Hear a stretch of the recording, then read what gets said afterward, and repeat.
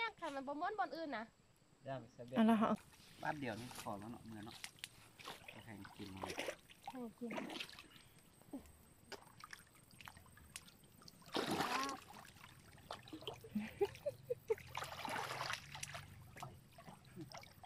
ได้ไปเอาหือ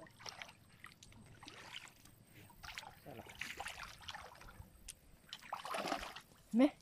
แกเหรอกุ้งแมนต่ำทำไมเข้าไปเอาหือคือไปที่ว่าได้อีกสมว่าขึ้นสม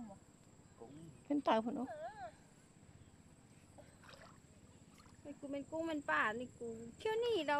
มันน่านี่คือว่าแบกไม้อันนี้คือตัดไม่ได้นำไม่ได้เลยจำเพื่อนเนี่ย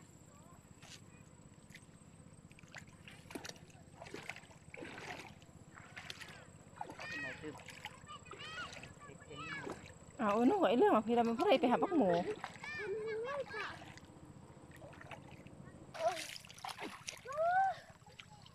เอาไว้ก่อนหน้าเพื่อนจะหาดอกที่มันเข้ากับเธอนะอย่าไอก็ไปใจเลยเอาขี้ตบเอากันว่า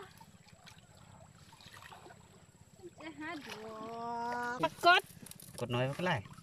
ตัวปรากฏได้ประสันนี่ปรากฏโอ้เอาไปเลี้ยงตัว500ดิตัวอร่อยปรากฏน้อยปักไล่ดูนี่ปลาดุกดิปรากฏน้อยปรากฏที่อยู่มือซ้ำนี้บักไล่ซ้ำนี้คือตัวซ้ำนี้ไปจืดก้อมๆนี่เนาะในบ้านหนึ่งซ้ำนี้ก็เอาแล้วบ้านเนาะคุณอ่ะเย็บอกเงี้ยทิ่มกันอย่างไปเย็บเอามึงแม่เอาคู่มาไว้กุ้งน้อยมาแม่ยังเนี่ยไปอ่ะเนี่ยกัดใส่กระตุกใส่อันนี่ปลากุ้งน้อยเอาไปจิ้มได้ไหมนี่ซ้อนนะแม่ปลากดอยู่นี่บ้างไรปรากฏอยู่ไหนนี่ไต่เลยตักแม่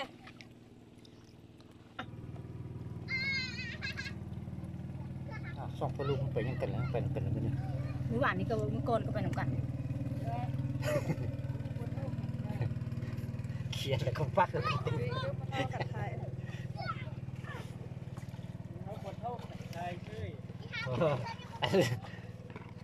ปลาลาดมันไม่เข็มกันให้พอกินไม่ได้ปลาลาดกินตัวใหญ่มันนั่นไต่แล้วตีตัวนี้เนื้อพดเนี่ยมันก็ลอยดิ๊กพูนไปอยู่บนเก่าของพุ่นน่ะ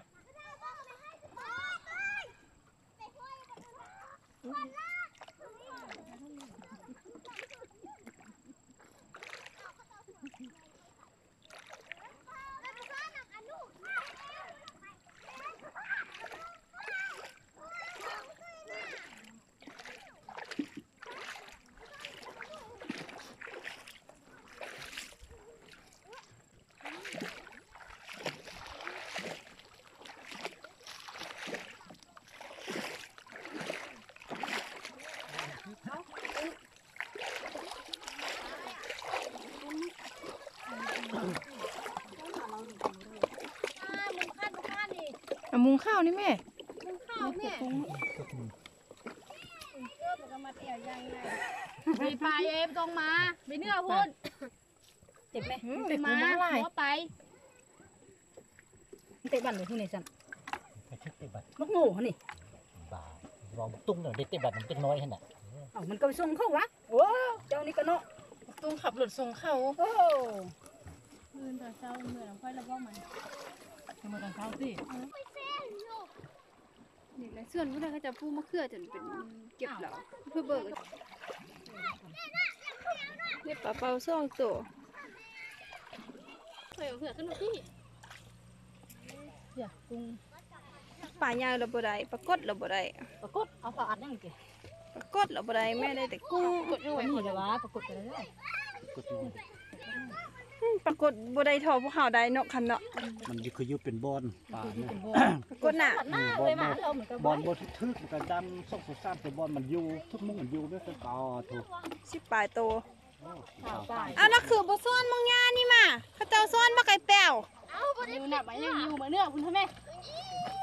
กินต้มบักได้เลย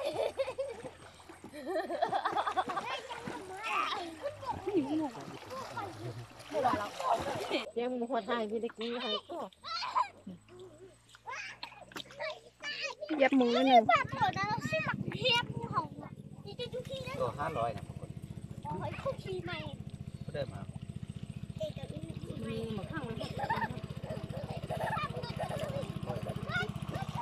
นั่นละปล่อยสิปล่อยที่มันไม่ตายครับ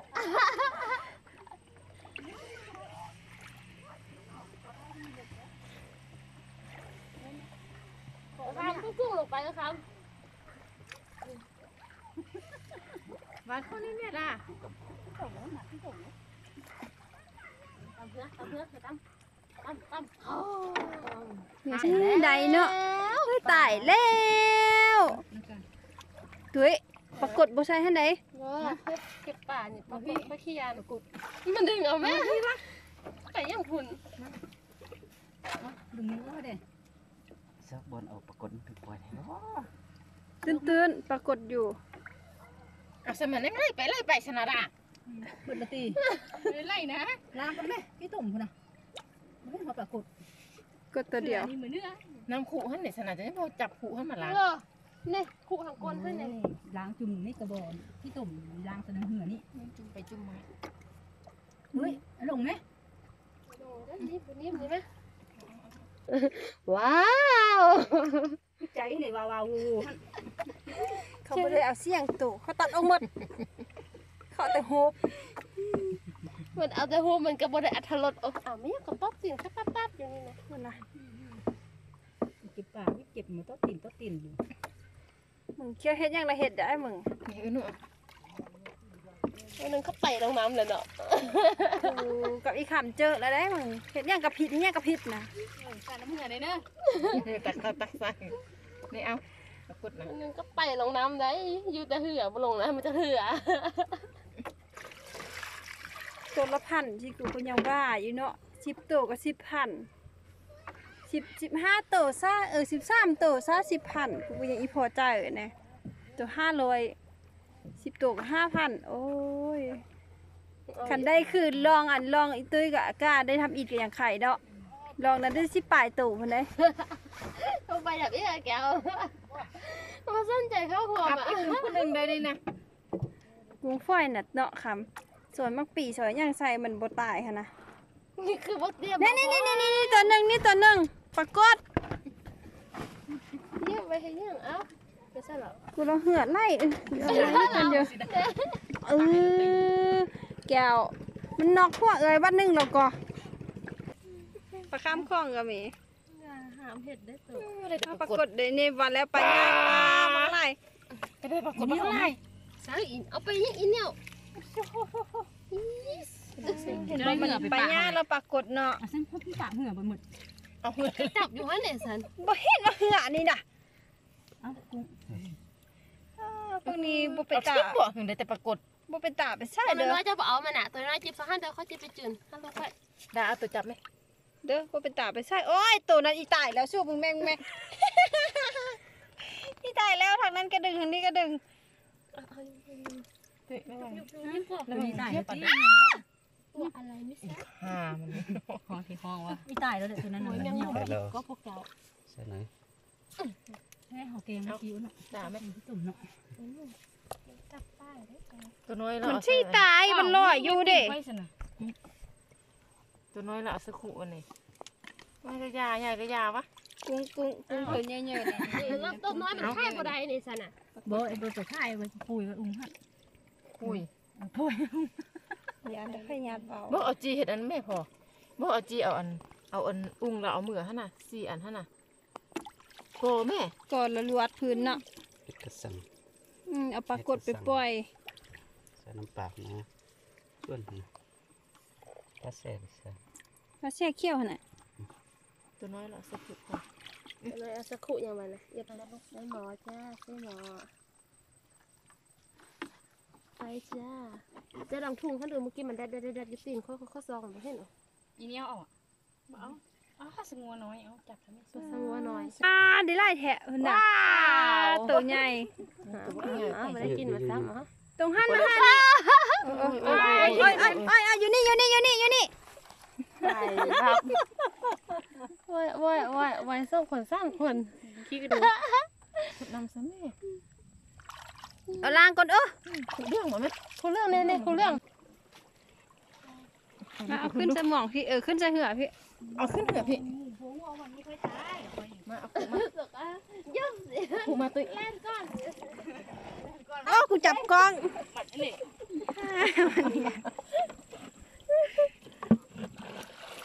ตัวนี้มันคือมีไข่เนาะ ขี้เหมือนบ้า มันกินอิ่มเลยอันนี้นะ เอาเก็บปลาแล้วเก็บแล้วเก็บนี้ เจ๋มันท่านเด้อเอามือไปจับมันจับมือดูแม่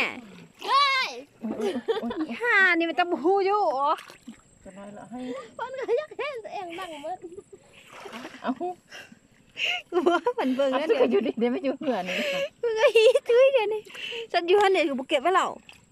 นี่จะเก็บไปให้นี่เด็กก็ค่อยเก็บแล้ววะเนาะยิ่งเอาไปกับไอ้ปักมือซะวะ มาซ้อมซอยเราแม่เราอันไว้เราเอา นี่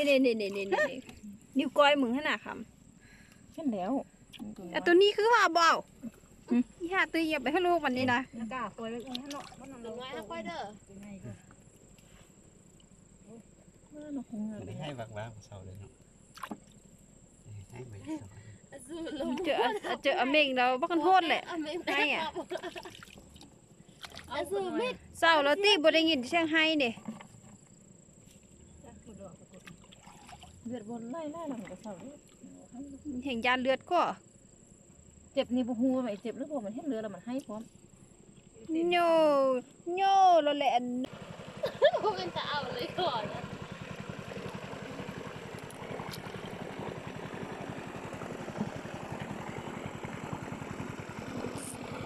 แล้วนี่หรอ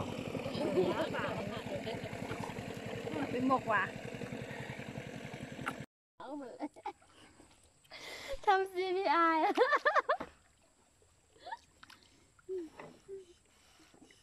เอาไกลๆโอ้ ยัน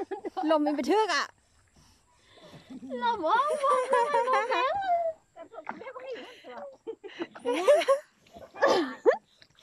วิธีการเขาช่วยปลาเป้าก ำลังยิ้มแย้ม ต่ำถึงมันขามองแล้วมันโดดขึ้นมางับเหนือตุ้ยมันลงน้ำต่อป่านี่น่ะแกแพ้แล้ววะ กัดมือเลยแล้วเลือดคนฉันแล้ววะ มันมีแก้วมันมี ก็มีแค่เทอ้าวนี่มันยังเป็นยานตายคนทันบ่มีมอง เดือดให้ละผิดด่ามึง พูดได้จะต้องบอกท่าละได้ ตั้งมีมองนะบ่นี่ปัญญานี่นะตายนะ มีหนอน ปรากฏที่งานนี่ลอยนี่หวานเงยขึ้นนำทีเนาะแล้วเวลามันลอยน้ำข้อมยังบอกว่าปอนขึ้นมาแล้วนี่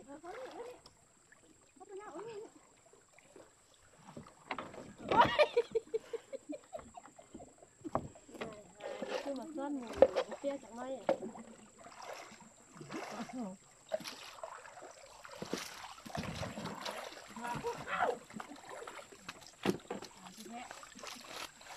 มันเต็มบังเลยเรือนี่น่ะ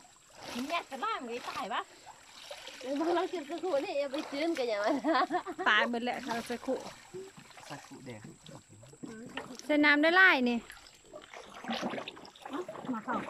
มาละลมเต็มพวกเขาเบีย ไหม พี่จม มันลงเหนือเนี่ย อยู่ข้าโตเลย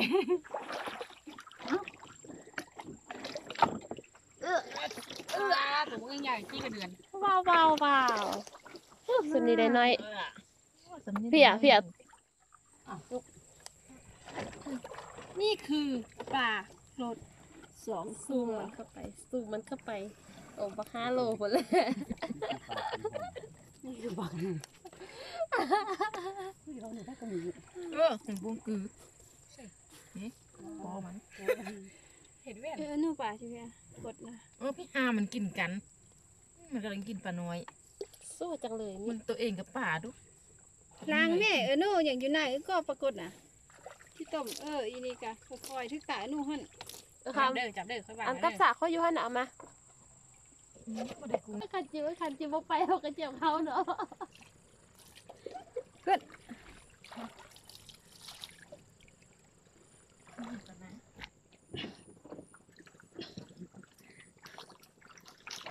ตะกี้เลยดูเนาะ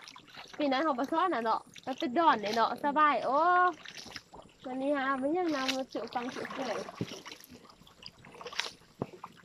เมื่อกี้พูนมองเหือแล่นพุ่นแหละพี่จ่ายหั่น โอ้ยบ่ฮอดเหนื่อยคงอยู่นี่ว่าไปยัง บ่กับปลาพี่จ่ายกับปลาเทปลาว่าตะกี้ก็ได้ บ่มี ยังตบไล่ค่ะไปไข่ถึง กวนอีก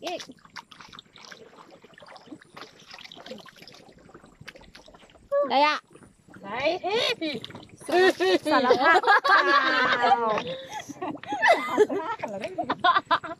ตุ้ยต้องให้ตามน้ำโอยได้ป่ะอีกหานี่ก็ได้บ่ตักหน่อยสิ สวัสดีค่ะเดี๋ยวนะก็คิดต้มเป็นก้อนอยู่ เราก็ตักกันอยู่2อันมาค่อยนึงไหมคะ ก็จะอยู่ถึงหุ่น แค่น้ำมันยืนขึ้นนี่ตายดับเบิดแล้ว โอ้คิดต้มใส่คิดต้มว่า ลองนี่บอล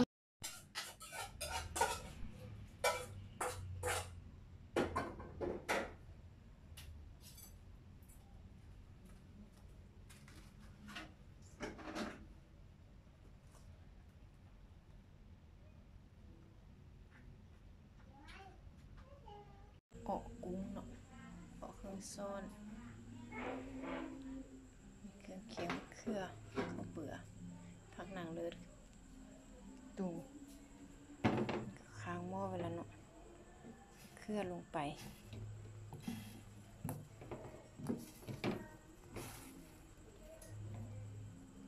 ไข่มะเขือ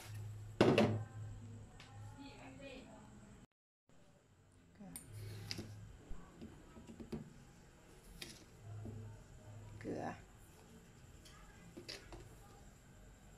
เป็นนัวแล้วแต่อยากใส่หยังก็ได้ตามใจมัก